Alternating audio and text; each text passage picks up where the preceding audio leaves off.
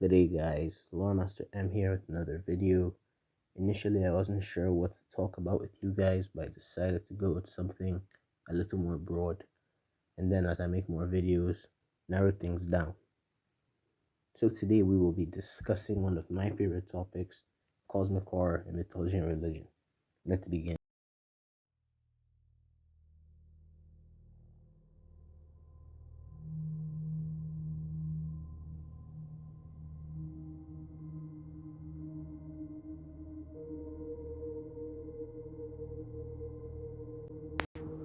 Cosmic horror is a genre and a philosophy that has become very popular in the modern world, but was truly made popular by the legendary works of H.P. Lovecraft and his infamous Cthulhu mythos. Whilst cosmic horror is usually ascribed to Lovecraft alone, many other works portray entities or locations that are alien in nature, with many other authors adding to Lovecraft's famous works. But before we go any further, it would benefit us all to establish a basic definition of what cosmic horror actually is.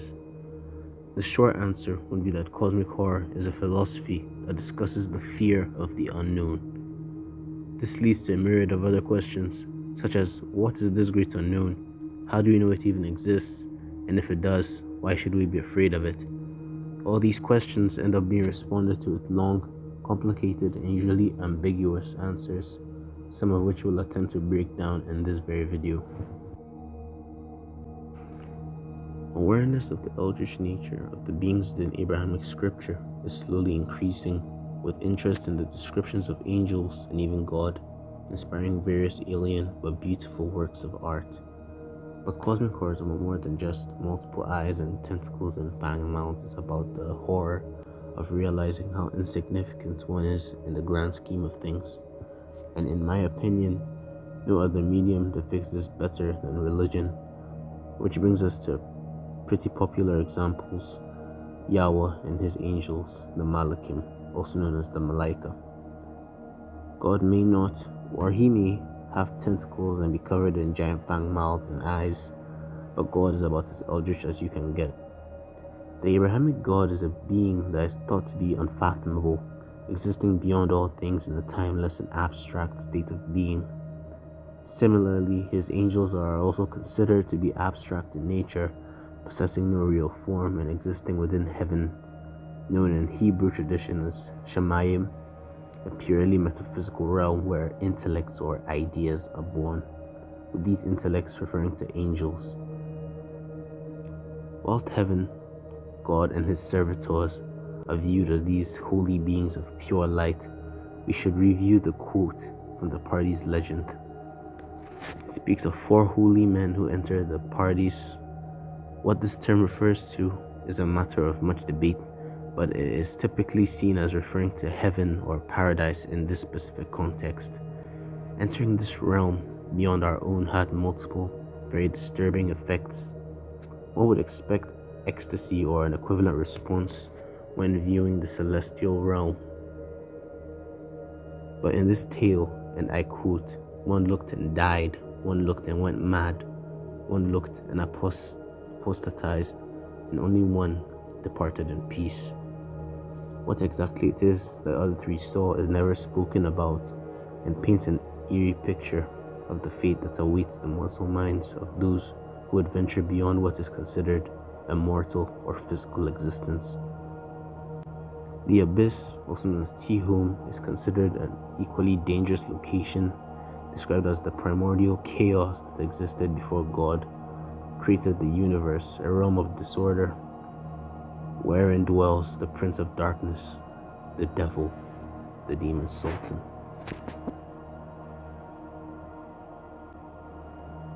But what of other religious cultures? Do we see any depictions of eldritch beings outside the Abrahamic context? The answer is a definite yes. The gods of old pagan cultures are alien in their own right, despite their more humanoid appearances. In classical mythology, for example, Athena shows Diomedes her true form, but in order to merely perceive it without any ill effects, she grants him divine sight. Now this form is never described, but the fact that this same form is what Zeus used to accidentally kill the mother of Dionysus depicts once again how perilous it is for mortals to view the divine. In Hinduism, the gods are alien in every way possible, with many simply being aspects of one another, possessing unfathomable true forms, and art depicting the Devi, for example, holding a pomegranate, with each seed symbolizing an entire universe. Apart from gods, angels, and other celestial entities, the monsters that haunt the dark corners of myth are nothing short of terrifying. Fairies come in a variety of shapes and forms, which can range from diminutive winged pixies to shape-shifting hags, such as Black Anis, who possesses blue skin and iron teeth and claws and can alter her size at will. We also have various beasts such as the Caracol, a giant creature that possesses multiple tentacles to catch prey and looks like a fusion between a snake and a snail.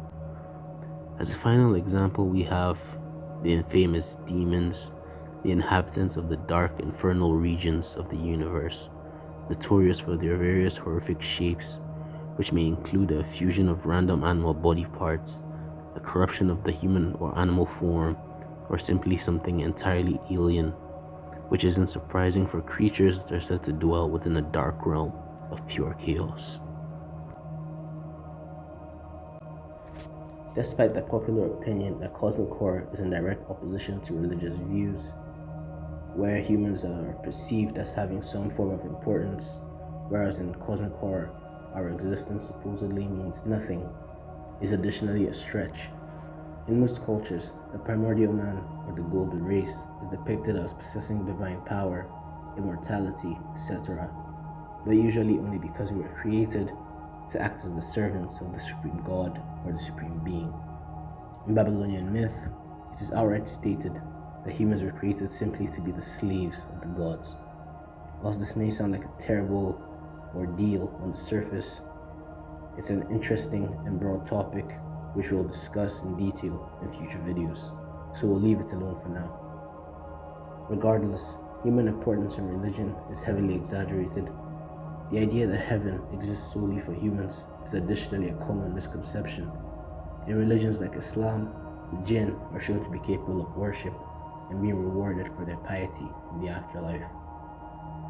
Additionally, in Norse myths, the Alvar are shown worshipping the Vanir, Aesir, or both.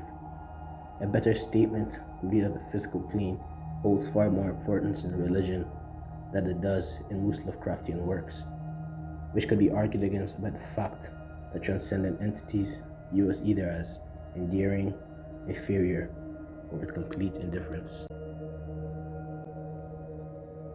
Thanks for watching, guys. As I was making this video, I realized this is a pretty far-reaching topic and might require several more parts. Also, many of the locations or creatures mentioned will all receive their own individual videos, so if you felt it was an incomplete overview in any way, don't worry, we will come back to them in the future. If you have any questions for me, I'll answer them to the best of my ability in the comment section, so please like and subscribe if you're enjoying the content. See you in the next one and have a great day.